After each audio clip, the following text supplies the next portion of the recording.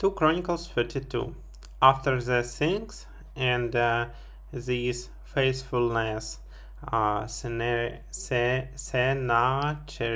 king of Assyria, came and entered into Judah and encamped against the fortified cities and thought to rid them for himself.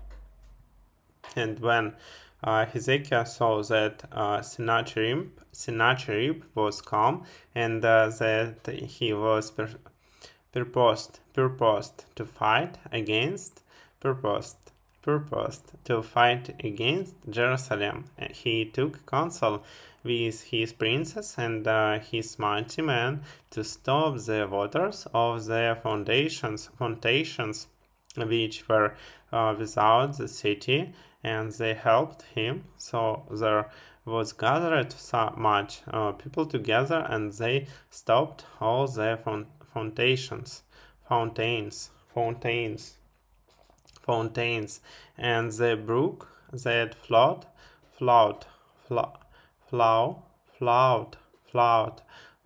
through the midst of the land, saying, "Why should the kings of Assyria come and find much water?"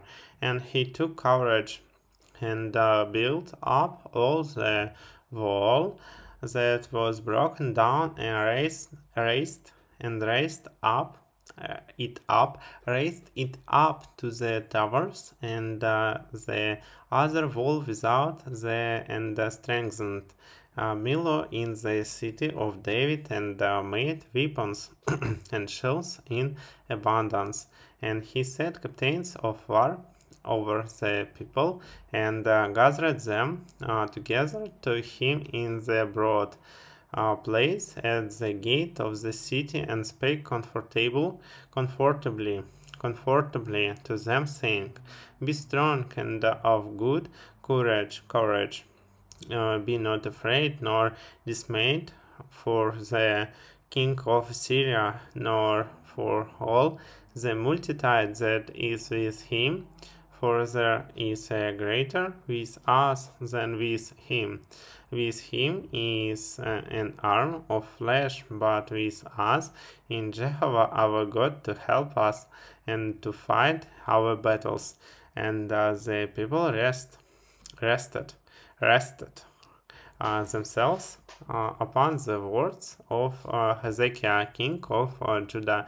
After this did Sennacherib, king of Assyria, send his certains to Jerusalem. Now he was before Lachish, and all his power with him, unto Hezekiah king of Judah, and unto all Judah that were at Jerusalem, saying, "Thus says Sennacherib king of Assyria, whereon do ye trust, that ye abide the siege in Jerusalem? Does not Hezekiah persuade you to give you over to die by famine and by thirst, saying, Jehovah our God will deliver us out of the hand of the king of Assyria? Has not the same Hezekiah taken away his high places and his elders, and commanded Judah and Jerusalem, saying, Ye shall worship before one elder, and upon it shall ye burn incense? Know ye not what I and my fathers have done unto all the peoples of the lands? Were the gods of the nations of the lands of in any wise able to deliver their land out of my hand? Who was there among all the gods of those nations, which my fathers utterly destroyed, that could deliver his people out of my hand, that your God should be able to deliver you out of my hand? Therefore let not Hezekiah deceive you, nor persuade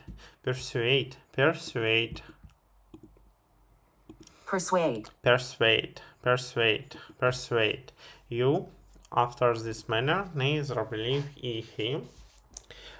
For no God of any nation of kingdom was able to deliver his people out of my hand and out of the hand of my fathers. How much less shall your God deliver you out of my hand? And his servants spake it more against Jehovah God and against his servants Hezekiah.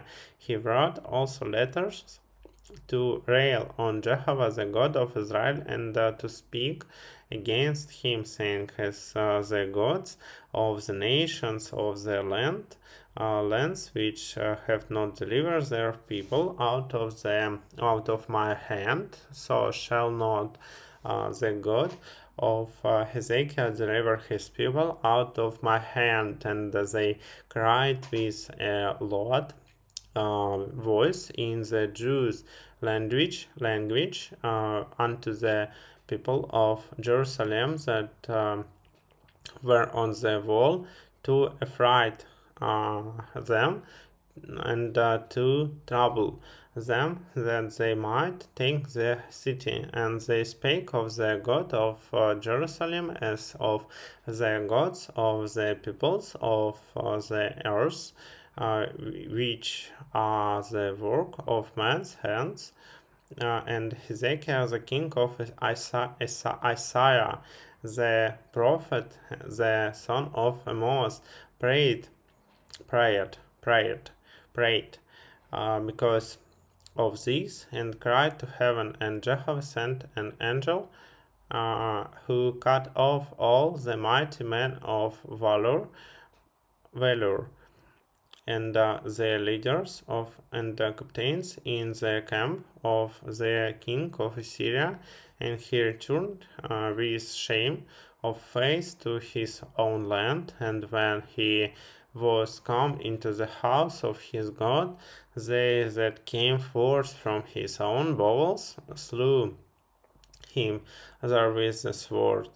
Thus Jehovah saved Hezekiah and the inhabitants of Jerusalem from the hand of Sennacherib, the king of Assyria, and from the hand of all others, and guided them on every side. And many brought gift unto Jehovah to Jerusalem, and precious things to Hezekiah king of Judah, so that he was exalted in the sight of all nations from thenceforth. In those days Hezekiah was sick even unto death, and he prayed unto Jehovah, and he spake unto him, and gave him a sight. But Hezekiah rendered not again according to the benefit done unto him, for his heart was lifted up. Therefore there was wrath,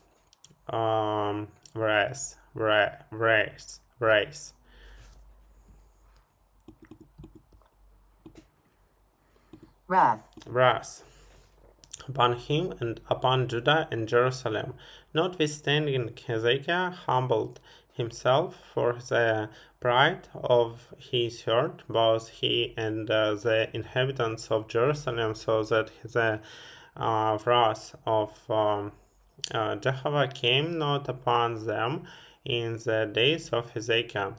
And Hezekiah had exceeding much riches and honor, and he provided him treasuries for silver and for gold and for precious stones and for spices and for shields and for all manner of goodly vessels, storehouses also for the increase of grain and new wine and oil and stalls for all manner of beasts and flocks in folds. Moreover, he provided him cities and possessions of flocks and herds in abundance, for God had given him very much substance.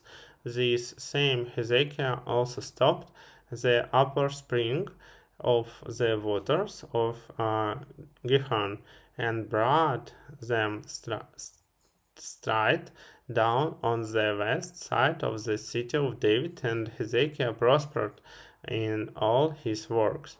Howbeit in the business of the ambassadors of the princes of Babylon, who sent unto him to inquire of the wonder that was done in the land, God left him to try him, that he might know all that was in his heart. Now the rest of the acts of Hezekiah and his God deeds, behold, they are written in the vision of Isaiah, the prophet, the son of Amos, in the book of the kings of Judah and Israel.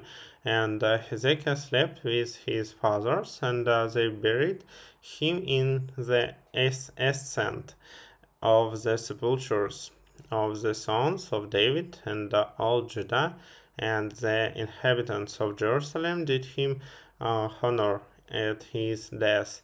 And Manasseh his son reigned in his stead.